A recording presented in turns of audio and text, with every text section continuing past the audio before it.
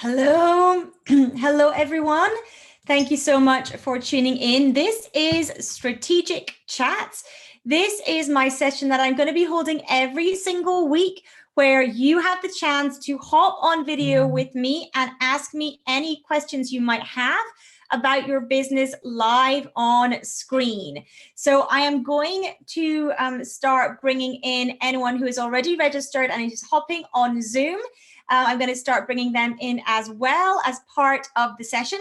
But this is, as I say, your chance to join. Now, if you have not registered for this session, so you have not got the Zoom link and you are not in, you can do that for the next session, which will be next Thursday at 3 p.m. I'm typically holding them on Thursdays at 3 p.m. So you can join me then. Today's was a little later due to a previous appointment I had, but that is what is going to happen. So the link is in the description to this video for you to register for future sessions as well, so that you make sure you're on that email list to receive the details of the link so you can come and join and ask your own question. So I currently have, let's let in who is currently waiting on Zoom. So we currently have Mark, who I've just let in.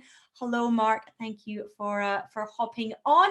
We have about 10 people registered to attend today. So I'm hoping that some more people come on as well. But of course, Mark, I am glad that you are here too. So it is lovely to have you here. Thank you so much for being here with me as well. I do appreciate that. Absolutely. So since, Mark, you are the first person here, do you have a question that you want to ask? Is there something that you want to share with me and ask of me since you are on just now?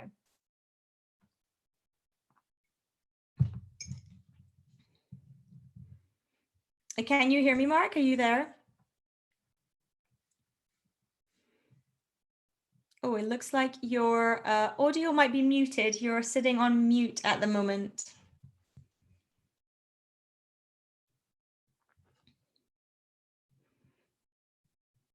Are you there, Mark? I can see that you're, as I say, you look like you're muted at the moment.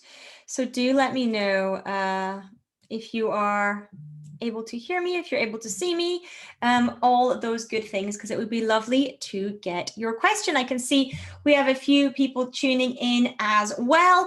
If you do have a question this week, you are more than welcome to type those in the comments. What I am going to do is I'm going to speak to anybody who is on live and get their question live first as much as possible. But since this is the first week, we may have some tech teething issues this week. So therefore, if you have any questions that you want to ask of me, anything around financial strategy, anything around business finances, money, profit first, all those kind of good things that I typically speak about. If you have any question specific to your business, I'm happy to answer that. So please do let me know as well. I can see comments as they come in, so please do let me know too. Hello, James. Hello, Dylan. Thank you for joining me. I can see and hear you, but my laptop's frozen. Oh, I am so sorry. That is incredibly annoying. So if you cannot ask your question then, Mark, please do just let me know in the chat, or you can send me a message in any way that you choose to ask that question. Since your laptop is frozen, what a terrible shame. That is that's very frustrating in terms of your laptop freezing. Jonathan, if you have a question, please do ask. Michelle is saying, are there additional top-ups to the initial grants? Oh, wonderful. Okay, great. So Jonathan's back. Wonderful, wonderful, Jonathan. So do hop on since you are back. So Michelle, in terms of top up for initial grants, so this is Michelle's question in relation to the coronavirus support for businesses, saying, yes, we had some support being given for businesses with premises. Is there any top up to that? Is there anything else being announced with that? So the short answer, Michelle, is no on that one. The initial grants that came out to businesses with premises are as they stand. They've not been increased. They've not been changed. You know, they were initially, of course, announced when we did not know how long we were going to be in lockdown for. We didn't know what that would look like. They have not been changed at all. Now, there are some discretionary grants that are being given for councils to give out at their discretion, but they are not applicable if you've already received a grant for your business as a result of having premises.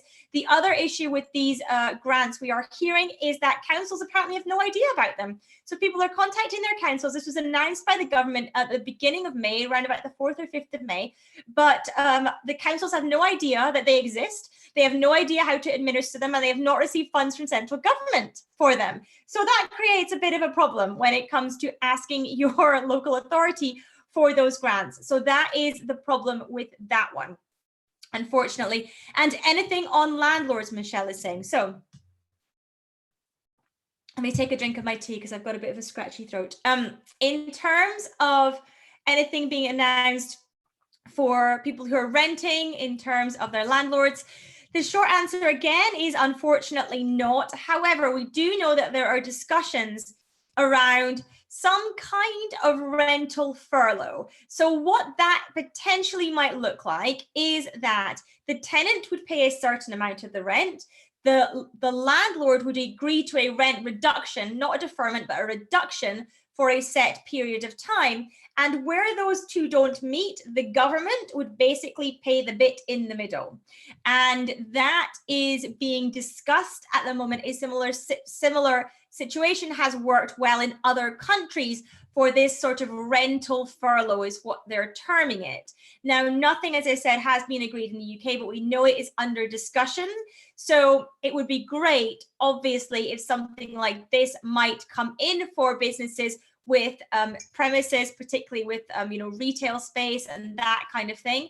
That is the sector that they're looking at. So potentially would apply to you at Michelle as well. Michelle, for those of you that don't know, has an incredible hairdressing salon, Sheen Hairdressers in Southwest London. So if anyone listening needs to have their hair done after we come out of lockdown and are allowed to do things, then do come out to Southwest London if you live relatively nearby and see Michelle at Sheen Hairdressing. I highly recommend it. I have been there myself, and they have a great service there. So. Jonathan is saying, Jonathan's asking, what is the main focus of this session? Jonathan, this is a Q&A session. This is a strategy session. So you can ask strategic questions about your business. Now, how we were hoping this would work, it's not quite how it's panned out, but that's okay. So the main hope was that what would happen is people would register for the session. They would then receive an email to hop on a Zoom call with me. And then the Zoom call itself would be streamed out. So what has happened is not many people have actually hopped on the Zoom link that was sent out via email. That's okay. No one's in trouble for that. That's okay. So what's kind of happened now is that basically now I am doing this Q&A in the chats to get around this, this slight technical issue that we are experiencing. So that is, that's kind of where we're sitting just now. Hello, Natalie. Thank you so much for tuning in. It's been a very long time since we spoke, Natalie. I hope you are well. Thank you so much for tuning in. Third on Periscope, thank you for the super hearts. I do very much appreciate it. Third is asking about stimulus checks. Stimulus checks apply to the US, unfortunately. Third, we are in the UK, so no stimulus checks for us. It's a very different system that we now have over here in terms of government support for businesses. So let's see what other questions we have. Interesting. Okay, great question, James. One that I've actually not been asked before, so this is a good one. James is saying, why do some accountants ask for a fee for opening up a limited company from $400 or £500 when it only costs $12.99, $14.99? What would be the benefit of going through an accountant to register a limited company?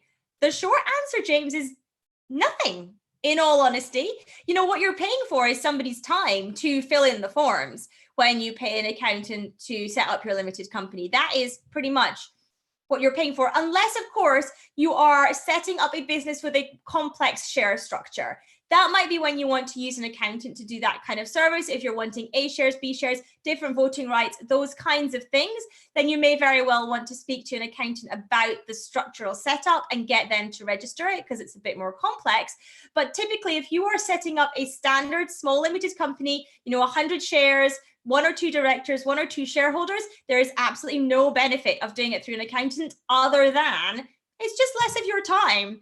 That's all you'd be paying for in that instance. Typically, if we have, for clients that we have on board, if they want to set up another limited company, or if we're taking a client on who wants to set up a limited company, we actually don't charge clients at all for it. It's part, it's part of the all-in service that we do. So we don't charge anything for clients. But if you're looking to set that up yourself, James, then there is, there's no harm at all in doing that yourself through one of the services that offer that.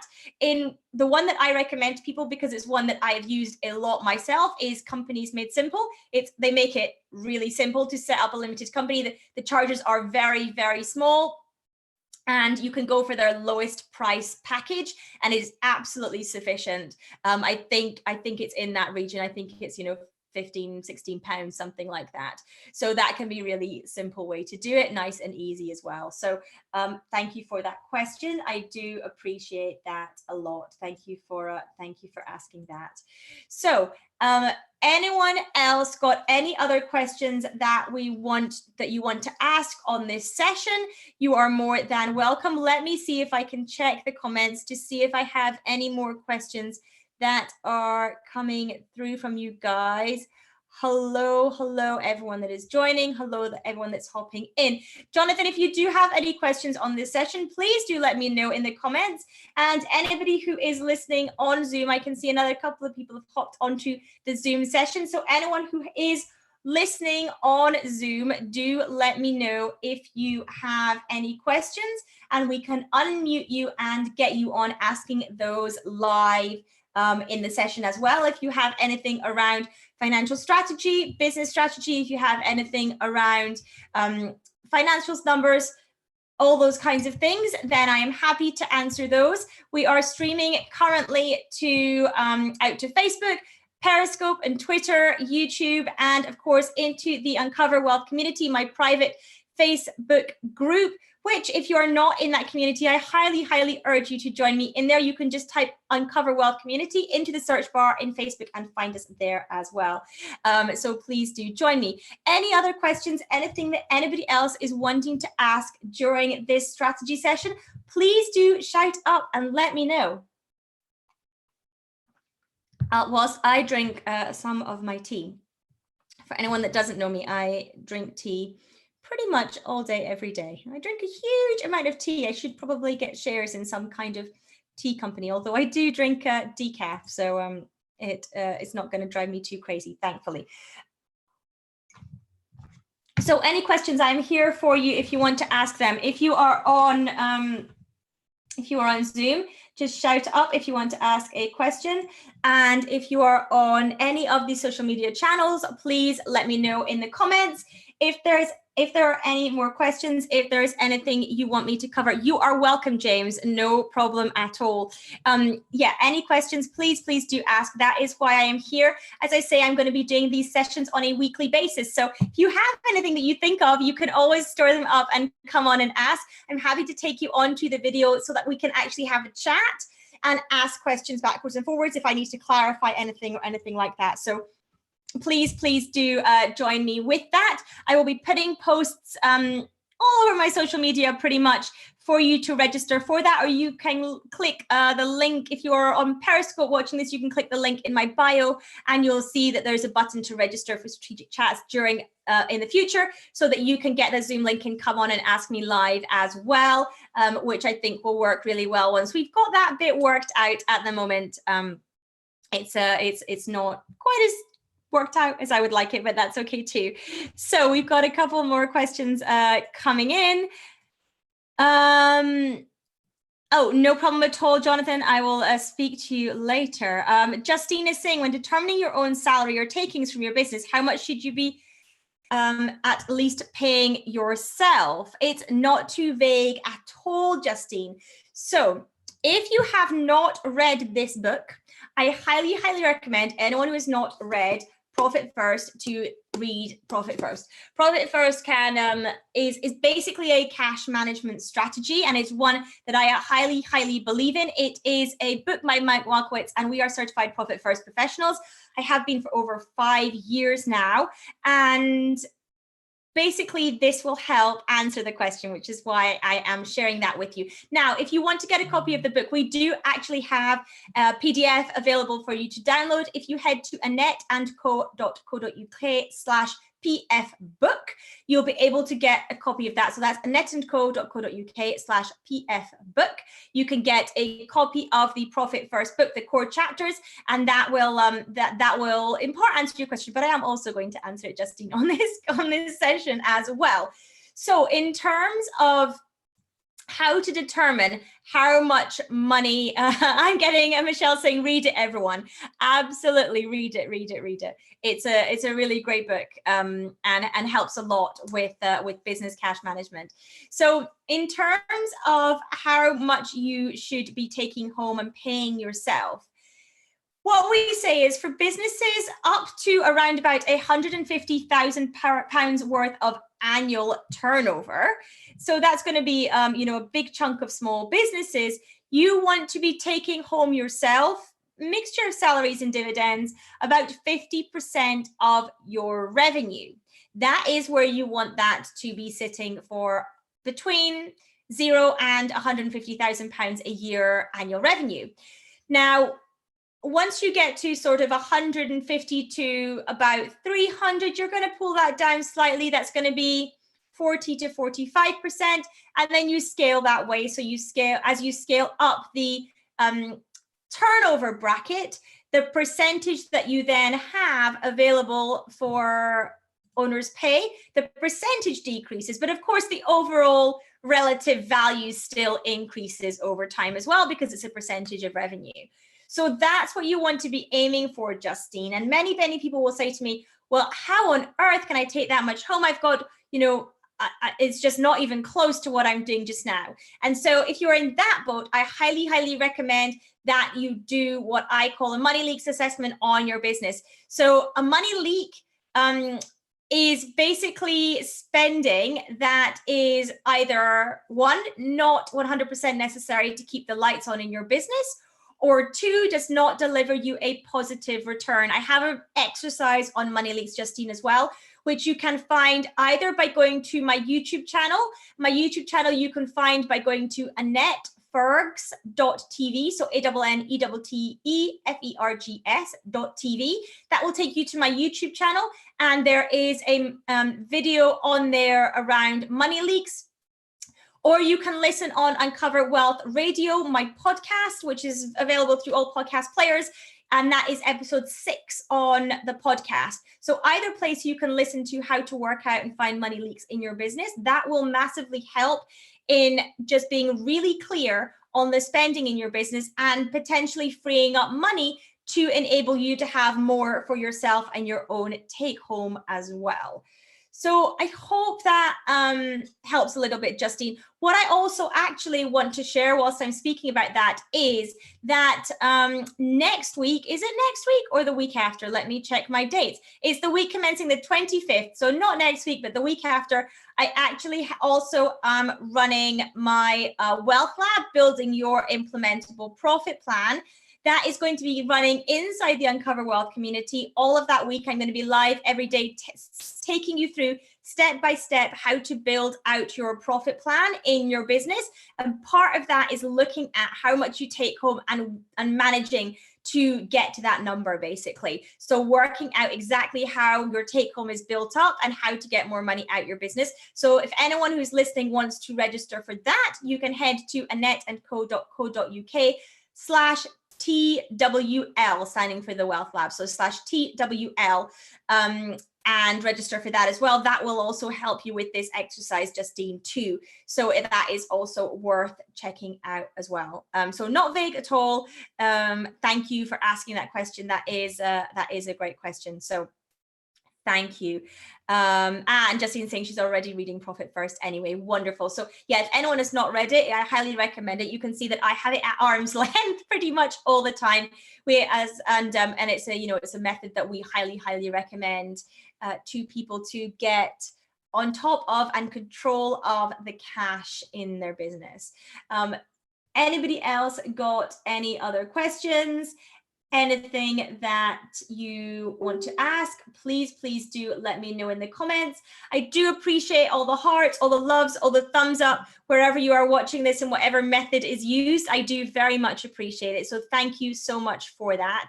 I do appreciate your time, and I appreciate you tuning in as well. I appreciate anyone who shares this out very much. So thank you so much for doing that. Any other questions? Anybody got anything else that they want to ask? Then please do so. I am here for you to do that. That is exactly why I'm here just now. So, and I have the time set aside to do it. So if anyone does have any other questions, then please do let me know. If you have a question, I am happy to answer that. So please do let me know if you want to come and ask one of those questions. If you have a strategic question, just let me know in the comments or in the chat. If you are on Zoom, I can see that Edwin's hopped on. Hey, Edwin, thank you for joining me. I appreciate you hopping on. If you do have any strategic questions you want me to answer, please do just wave at me, and you can absolutely do that. That's no problem at all. And if anyone has any more questions in the comments, do let me know in there as well, because I would love to answer those. Good stuff.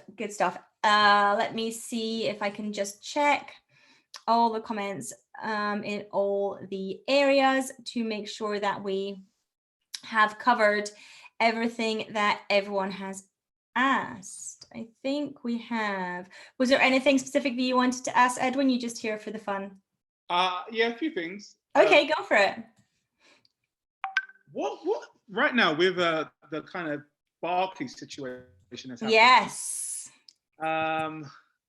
Any advice there on getting around it? So with the bounce back loans, yes, they're tied specifically to the bank that you have a business account with, right? They are, yeah, to all intents and purposes, they are. So in terms of what happens here is, for those of you that are watching and don't know, Barclays have basically had a shocker when it's come to the bounce back loans, and to the point where they've actually now said they are going to give people compensation who have applied and not yet heard anything or not yet received anything. Now, unfortunately, the compensation is to the grand sum of £100, which if you've asked to borrow 50 grand is not, gonna do very much, but they have realized that they've had a bit of a shocker. So that's what Edwin, for anyone who's listening, is referring to on this. The loans themselves, primarily you need to apply through the bank that you bank with. Now, HSBC are accepting applications from people who do not bank with them. However, they have not fared much better than Barclays with this. So they've done okay, but they've not done great either. What we are starting to see is some other lenders come on board though. So we expect that the majority of those lenders who are registered already for the CBILS loans will start to move across and offer bounce back loans as well. Now, people like Funding Circle, for example, are offering CBILS loans. So potentially we might get people like that offering the bounce back loans who are not banks, basically, who are fintechs or just general lenders.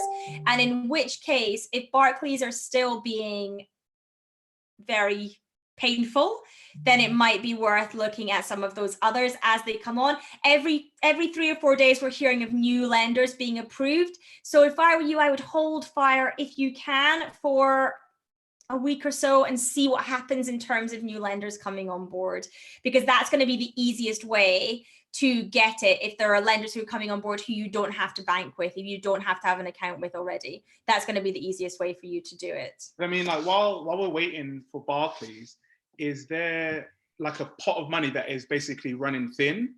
And no, apparently bounce back loans are going to be fully available until November time. So there's no time limit, and it's not, I know in the US with their loans, they had a situation, didn't they, where it was, we have this pot of money and once it's gone, it's gone. That's not the case in the UK at all. So the UK, this is a bottomless pit of loan money at the moment in the UK. Okay. So there's no sort of immediate panic rush to get in there, ahead of cash disappearing or anything like that. And they have said that the bounce back loans will be open for applications up until November. So there is some time on your side with this application process and that side of things. Gotcha. Thank you for clarifying. That's all right. No problem at all. Anything else that you wanted to ask about today, Edwin? Let me have a think. Okay. There's some stuff. Okay. Good stuff. Whilst you have a think, I will mute you and just check to see if we've got anything else in the comments. Lovely, lovely, lovely. Good. So let me check the comment side of things and see if we have anybody else in the comments that is asking any questions. There we go. I don't think we do. I think that is all the questions. Oh yeah, go for it, Edwin. So with the bounce back and the CBILS loan, CBILS, yeah. Mm-hmm. If you get one and you want to convert to the other, what's the process? Yeah, or what are the implications? Yeah, so you can, if you've been granted a CBILS loan under £50,000, you can convert that into a bounce back loan. That is because the maximum you can borrow under a bounce back loan is £50,000. For new applications, what they're doing is they're saying, if you've not already started an application process, if you want to borrow between 2,000 and 50,000, you have to go down the bounce back loan route. And if you want to borrow 50,000 or more, you have to go down the CBILS route. So they've split it out now for new applications, but for historic applications, if you had a CBILS loan request in for, say, 40,000, that gets approved. You then say to the bank, I want to switch this into a bounce back loan. They say yes, and then that's done. There's no negative implications from doing that, but that's how it works for loans under 50,000. And then, as I say, going forward now, they're split out anyway. So you wouldn't be able to apply for a CBILS loan if you want to borrow under 50,000 if you've not started the process already. Gotcha. Okay. Make sense? Yep. Okay, good. Lovely, lovely. So I think that is us from the questions side of things. I really appreciate everyone tuning in and joining. I can see that we had a number of people watching, which is really awesome. Thank you for this. Is the first time that we've been trying to do this in this format, so I do appreciate it. How it's working for everyone is that you can register through the link that I have been sharing, which is anet.co.uk/strategic-chat. You can register there, and that will send you the Zoom link so you can come on live just like Edwin has and ask any questions that you have in a live setting. So, you can give context around it and that kind of thing as well. So I would love to invite you to register for that so that you can get the Zoom link out and be able to do that on a weekly basis, ongoing. You can ask every single week if you want. There is no restriction on the number of questions that you ask or how frequently you hop on. So I would love to see you. If you mark it in your diaries, it's going to be Thursday at 3 p.m. 3 till 4 each week. So I'll be available for an hour, obviously depending on the number of questions, but I will be available up to an hour to answer people's questions on that. So I do appreciate you tuning in. I hope this has been useful for you and that some of the questions asked, you have been able to help you as well as help the person that asked them as well. So thank you so much for tuning in, everyone. I really appreciate your time. And Edwin, do you have another question before we go? You look like you might. Yeah, you know me too well. I do. So I've been noticing on some people's like terms and agreements, they're different. Are there any like things we should look out for given that there's loads of different lenders lending, which all looks like the government loan, but some of them, like I think it was on TSB's website, they were saying they're not going to offer you the same term conditions about the grace holiday period.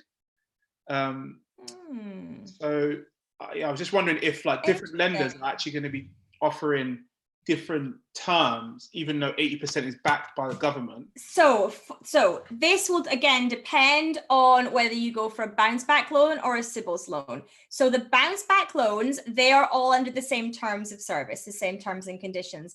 The CBILS loans themselves, the terms are determined by the bank individually. Okay. So that's where you're getting the difference. So with the CBILS loans, you know, well, with any legal agreement, of course, you have to read the terms and conditions. Of course, many people don't, but you do, you know, you are agreeing to a loan document, and therefore, you know, making sure that you understand what it means is going to be really important.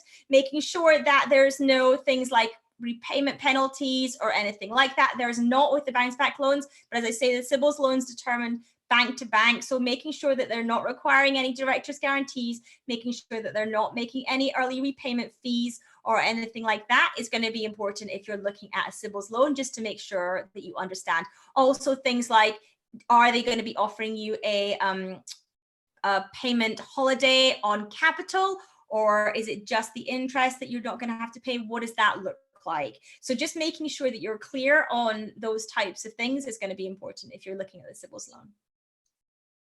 Gotcha. Okay, cool. Awesome. Thank you, Edwin. I do appreciate the question.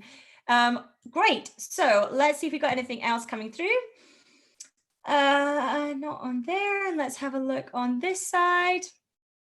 No, I think we are good. I think we have everything here. So thank you everyone for tuning in. I do appreciate it. Please do come and register for next time. It's annetandco.co.uk/strategic chats. So please do, and that's plural, so it's an S in the end. Please do come and register for next time. I would love to have you on here to be able to ask your questions live. It's always nicer to be speaking face to face with people and answering questions that way. So please do join me for that.